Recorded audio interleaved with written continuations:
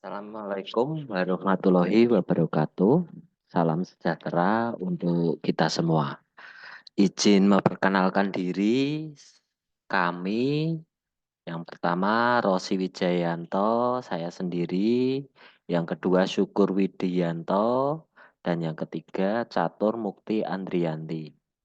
Kami adalah mahasiswa Unisbank, Prodi Sistem Informasi kelas DLC. Pada kesempatan ini kami akan mempresentasikan tugas dari mata kuliah Manajemen Proyek Sistem Informasi. Untuk kesempatan ini kami mengambil topik proyek aplikasi Pandu, di mana Pandu ini adalah singkatan dari perpindahan kependudukan.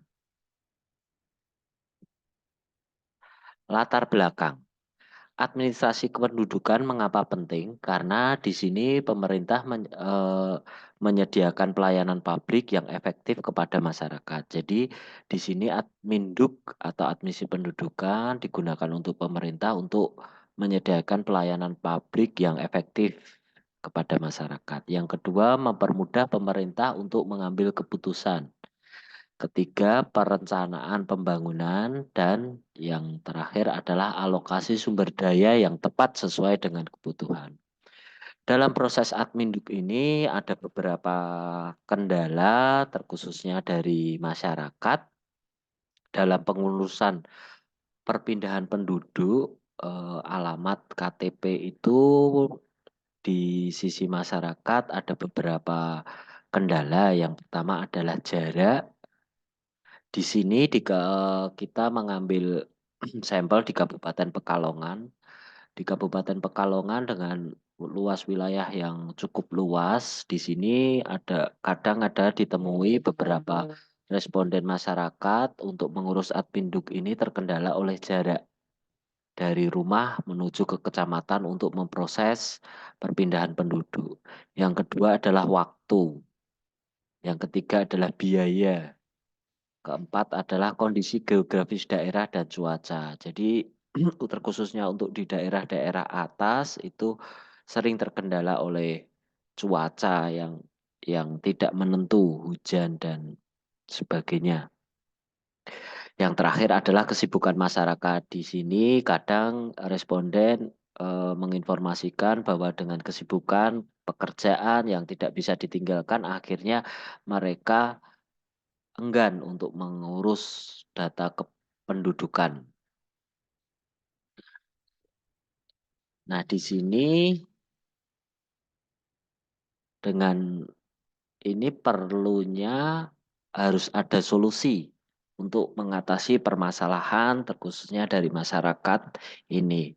Ini perlu adanya sebuah sistem informasi yang efisien dan terotomasi, mempunyai keakuratan data, terintegrasi dengan kependudukan nasional, dan mempermudah pertukaran data dan informasi. Maka di sini diperlukan rancangan aplikasi yang namanya Pandu untuk proses perpindahan penduduk.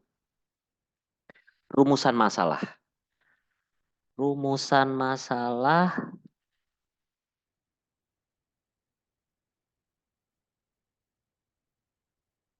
di sini ada 8 item. 8 item permasalahan-permasalahan yang dimana nanti sebagai dasar untuk pembuatan aplikasi Pandu. Salah satunya bagaimana cara memfasilitasi proses pindah penduduk secara efisien bagi individu yang mengalami keterbatasan mobilitas fisik dan seterusnya. Dan juga ada bagaimana mengatasi kendala waktu bagi individu yang memiliki jadwal yang padat. Bagaimana mengintegrasikan aplikasi pindah penduduk dengan sistem administrasi kependudukan yang sudah ada untuk memastikan kelancaran pertukaran data. Nah, dari 8 poin-poin ini menjadi dasar pembuatan aplikasi sistem informasi Pandu. Negosiasi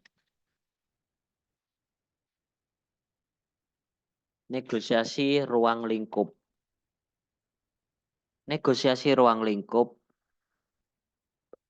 Negosiasi ruang lingkup ini dalam lingkup pindah penduduk melibatkan diskusi antar berbagai pihak yang terlibat dalam proses tersebut untuk mencapai pemahaman bersama tentang batasan dan tanggung jawab dan tujuan dari pindah penduduk.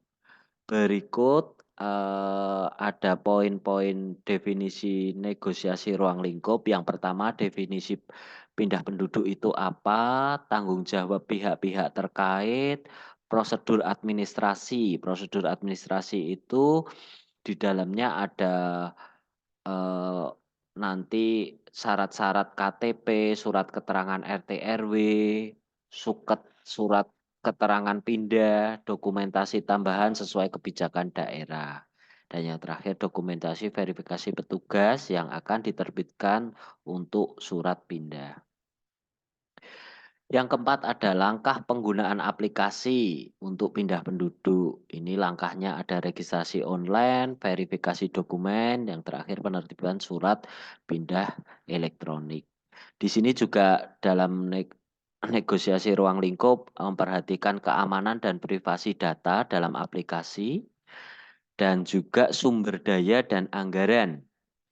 Di sini ada OPD, organisasi perangkat daerah yang berpartisipasi dalam mewujudkan aplikasi ini. Salah satunya adalah Dinkominfo sebagai SDM yang membuat aplikasi atau juga bisa melibatkan pihak ketiga. Yang kedua, Dinas Dinduk Capil dan Kecamatan. Di sini peran masyarakat juga penting tentang penggunaan, pengembangan, pemeliharaan. Pengembangan dalam arti nanti masyarakat akan memberikan feedback kira-kira aplikasi ini kurang apa, harus disempurnakan bagaimana.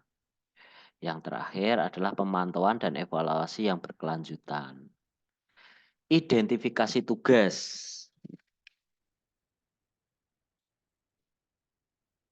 Identifikasi tugas adalah langkah-langkah yang perlu ditempuh dalam proyek pembuatan aplikasi pandu. Yang pertama adalah pengumpulan persyaratan, analisa kebutuhan, perancangan proyek. Yang keempat adalah desain antarmuka pengguna atau UI, user interface dalam pengalaman penggunaan.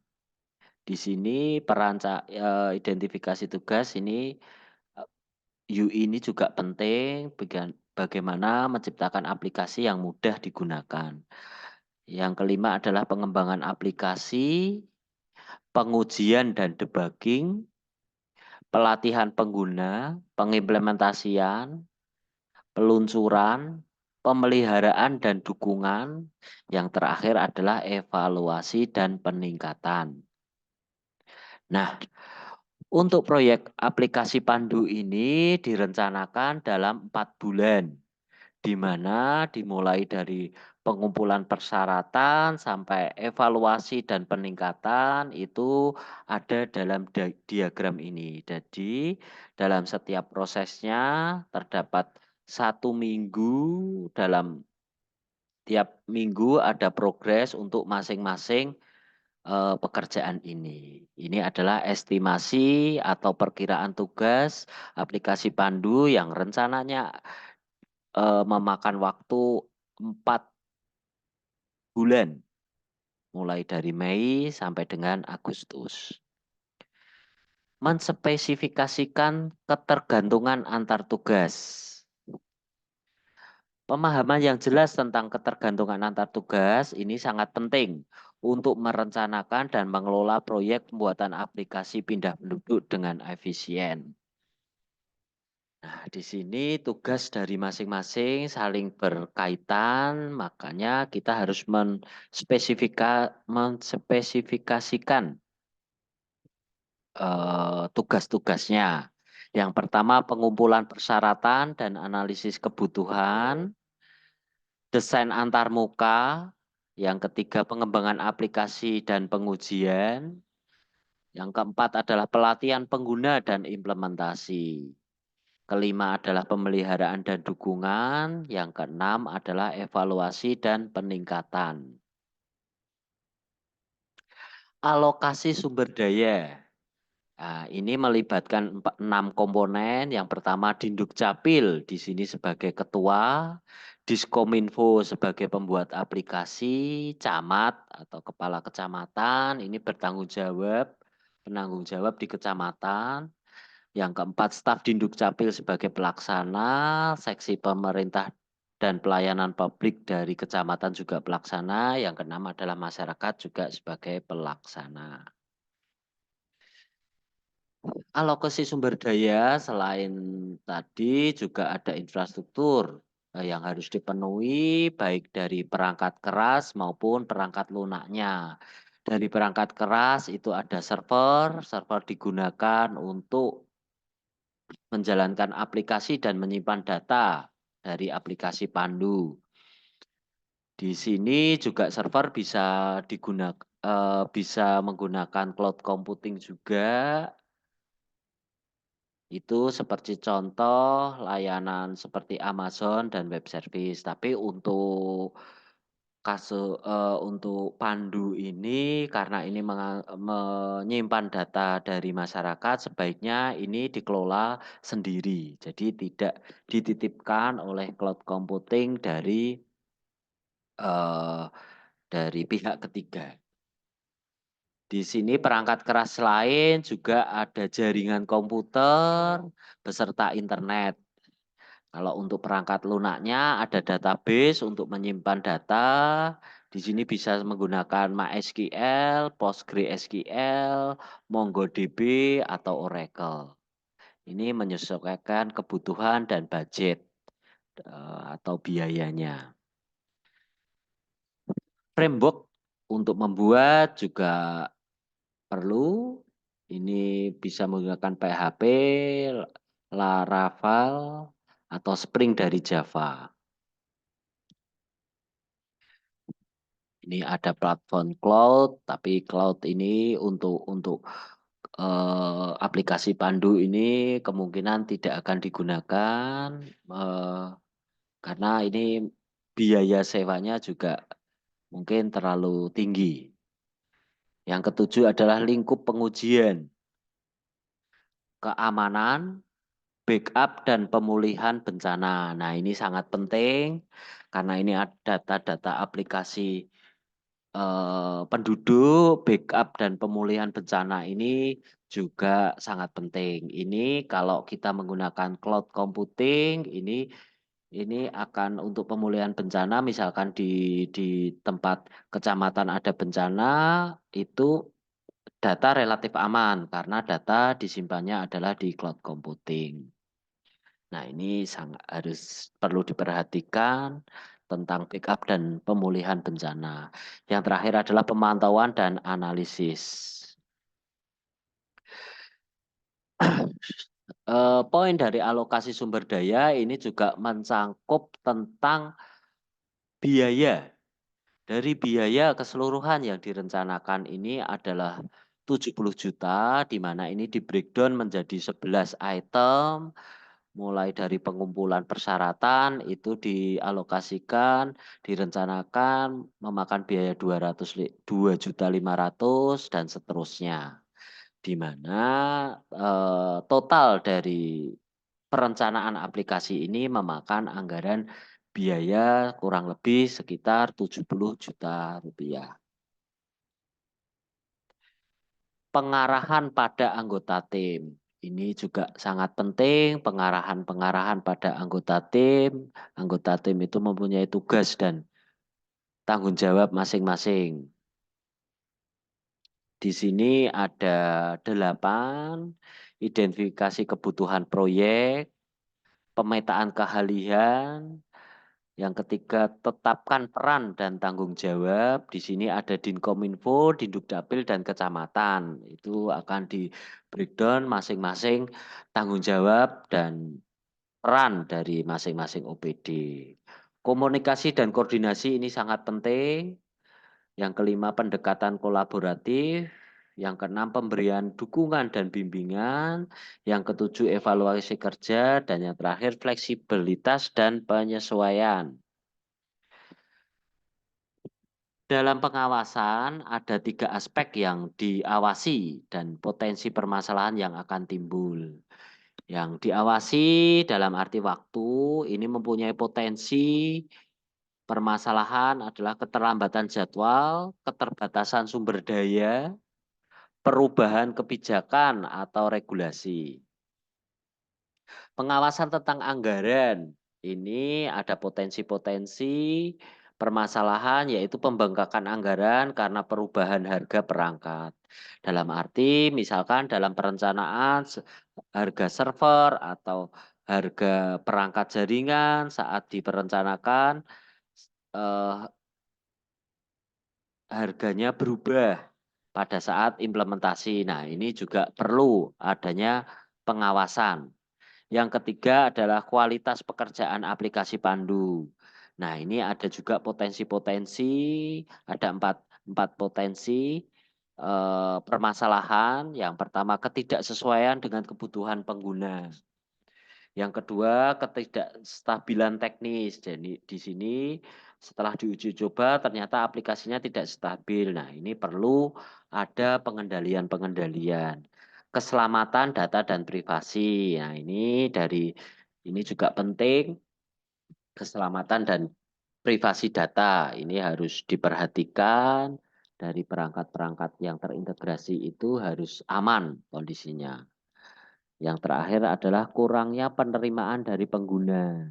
Kalau aplikasi bagus, sudah sesuai, tapi ternyata pengguna tidak maksimal dalam menggunakan ini, juga pembuatan aplikasi boleh dikata sia-sia. Makanya di sini harus ada antisipasi untuk kurangnya penerimaan dari pengguna. Pengawasan dan pengembalian tugas, langkah-langkah untuk mengatasi resiko yang timbul dalam sistem informasi Pandu. Ini adalah pemantauan proaktif. Jadi harus dipantau aplikasi Pandunya itu dari pembuatan, dari pengumpulan data sampai implementasi. Pemantauan teratur kemajuan proyek, mengidentifikasi resiko sejak dini. Yang kedua, rencana mitigasi dan efek yang efektif. Ini perencanaan resiko-resiko kemungkinan yang akan timbul. Yang ketiga adalah komitmen pemangku kepentingan. Di sini dalam arti pemangku kepentingan, pemerintah stakeholdernya harus berkomitmen untuk melaksanakan atau eh, mensukseskan dari proyek aplikasi Pandu ini dan kegunaannya. Di mana nanti kembali ke pelayanan masyarakat yang lebih efektif dan efisien. Yang keempat adalah komitmen terhadap kualitas. Kelima, komunikasi yang efektif. Keenam, pemetaan resiko yang terus-menerus. Ketujuh, kerja tim dan kolaborasi. Yang kedelapan adalah keterlibatan pemimpin proyek. Nah, di sini juga harus penting peran sebagai pemimpin proyek untuk selalu terlibat dalam setiap proses pekerjaan. Yang terakhir, evaluasi pasca proyek. Menilai dan menaksir hasil proyek. Kegiatan ini adalah membandingkan hasil proyek dengan rencana yang telah ditetapkan di awal proyek. Berikut adalah beberapa langkah yang diambil untuk menilai atau menaksir hasil proyek tersebut. Yang pertama adalah evaluasi kepuasan pengguna. Ini nanti akan diberikan feedback kira-kira pengguna itu baik masyarakat atau dari staf pelaksana itu dalam menggunakan aplikasi ini ada kendala, ada kesulitan. Nah, nanti akan dievaluasi. Yang kedua, pengukuran kinerja. Yang ketiga adalah dampak operasional. Yang keempat, efektivitas bisnis. Efektivitas bisnis. Jadi proyek ini tuh kira-kira efektif tidak? Evaluasi ini adalah untuk mencapai tujuan bisnis yang ditetapkan di awal proyek, seperti peningkatan layanan kepada masyarakat, peningkatan akurasi data penduduk, atau peningkatan efisiensi administrasi di kantor kecamatan. Ini masuknya adalah efektivitas bisnis. Keberlanjutan dan pengembangan. Yang keenam adalah dampak sosial. Dampak sosial ini adalah evaluasi dampak sosial aplikasi terhadap masyarakat seperti peningkatan aksesibilitas layanan administrasi publik, peningkatan partisipasi masyarakat dalam proses perpindahan penduduk, atau peningkatan kesadaran tentang hak dan kewajiban penduduk. Yang ketujuh adalah analisis biaya manfaat. Ini adalah meninjau biaya proyek pembuatan aplikasi pindah penduduk dan bandingkan dengan manfaat yang diperoleh untuk layanan masyarakat. Yang terakhir adalah umpan balik dan pembelajaran. Sekian presentasi dari kami terkait proyek aplikasi perpindahan penduduk atau PANDU. Semoga program perpindahan penduduk ini bisa direalisasikan sehingga pokok permasalahan yang kita utarakan di depan, di mana masyarakat yang selama ini mau pindah penduduk terkendala waktu, biaya, dan lain-lain itu bisa teratasi. Dan data juga semakin akurat karena terotomasisasi di satu sistem. Sekian, terima kasih dari kami. Assalamualaikum warahmatullahi wabarakatuh.